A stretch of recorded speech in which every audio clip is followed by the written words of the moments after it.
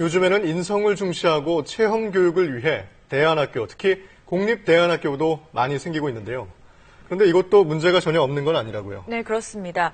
공립대안학교에서도 체벌과 폭언이 잇따라 설립 취지를 무색하게 할 정도인데요. 그 실태와 해결책, 박상현, 김소영 기자가 차례로 전합니다. 학생 수 35명인 경남 첫 공립대안중학교.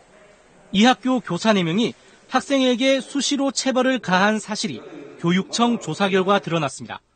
성적표를 먼저 뜯어봤다는 이유로 멱살을 잡고 뺨을 때리고 청소를 안 했다며 엎드려 뻗쳐를 시키는가 하면 남학생에게는 성적 수치심을 주는 체벌을 했다고 학생들은 진술했습니다.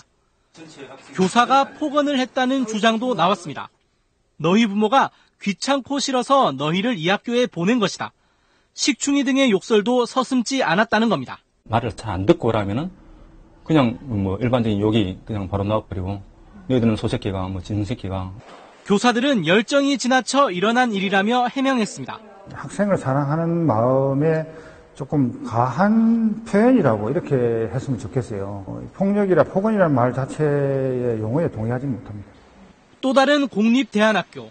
지난해 10월 학생 40명이 학교와 갈등을 빚으며 무더기로 강제 퇴교 조치를 당했습니다.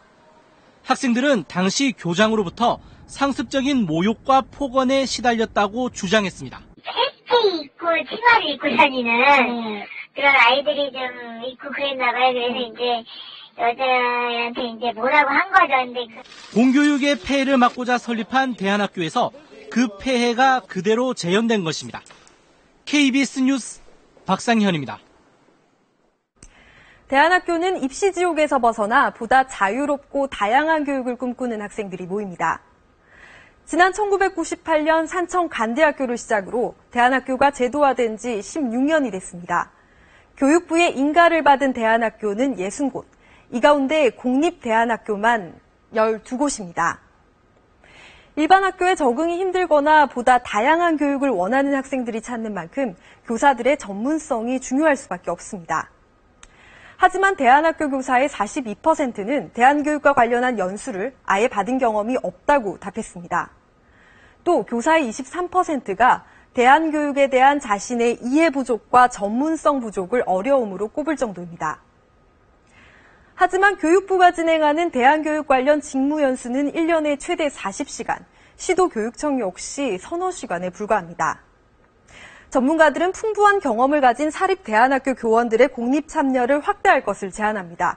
또 대안학교 전문가를 양성할 정부 차원의 대안교육센터를 통해 체계적인 인프라 구축에 나설 필요가 있다고 지적합니다. KBS 뉴스 김소영입니다.